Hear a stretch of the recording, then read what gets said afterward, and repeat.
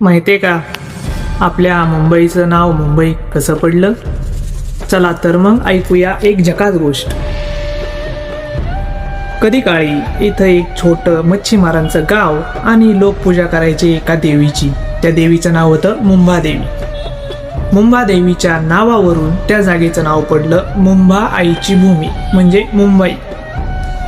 आणि शेवटी नंतर इंग्रज आले आणि ते म्हणाले बॉम्बे. तर बॉम्बे का? बॉम्ब ह्या शब्दाचा अर्थ चांगला आणि बे म्हणजे खाडी.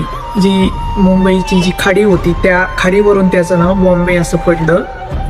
परंतु 1995 मध्ये महाराष्ट्र म्हणाला, भाऊ तुझं काही चालणार नाही, आपलं एकच नाव आहे ते म्हणजे मुंबई. म्हणून बॉम्बेचं नाव परत मुंबई असं झालं.